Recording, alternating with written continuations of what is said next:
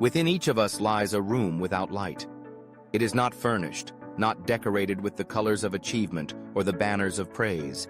Instead, it exists in shadows, a silent corner of our minds where a persistent voice whispers, "You are not good enough."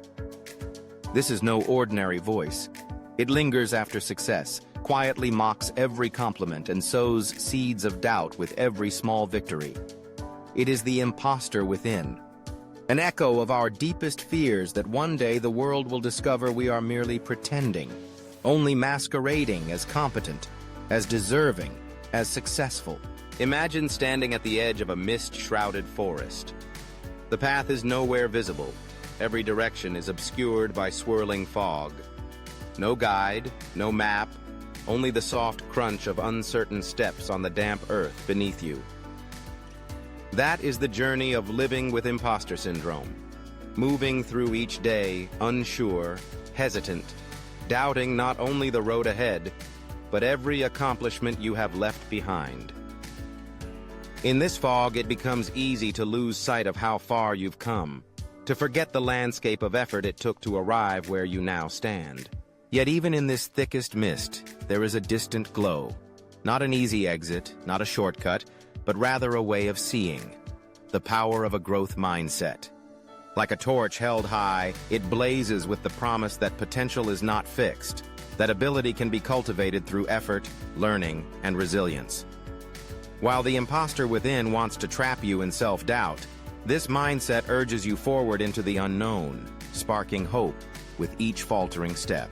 The imposter is clever, an expert at assuming the voices you trust most. Its language is familiar, internalized from years of striving and comparison. If I managed this, surely anyone could. It was just luck, nothing more. Sooner or later, everyone will see that I don't really belong.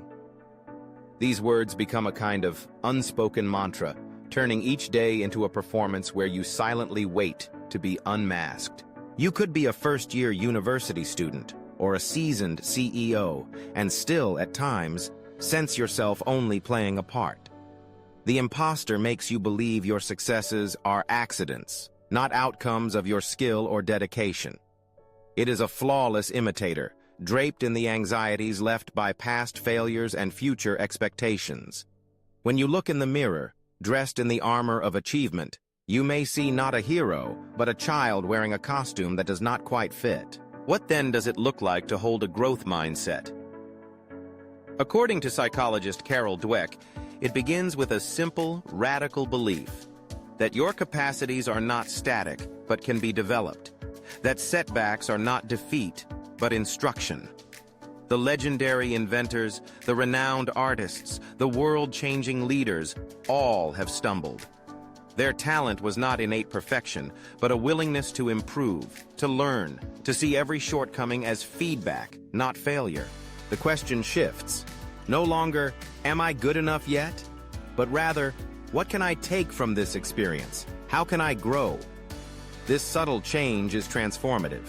The need to be the best in the room melts away, replaced by a deeper goal, to be a little wiser, stronger, or more capable than before.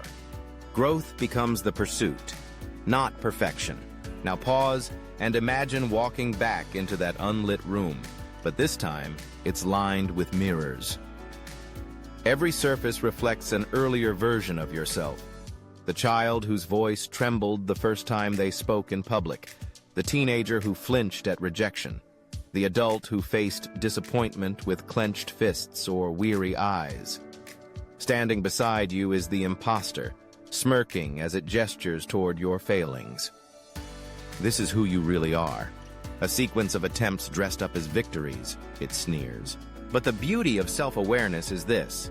You don't need to dismiss the imposter, nor should you waste energy denying it. Instead, acknowledge its presence, meet its gaze, and reply, "Yes, I have failed before. I've felt fear, I've faltered, I've lost. And yet, from each experience, I've learned something vital. I am not standing still. I am not finished." The imposter syndrome is not your enemy.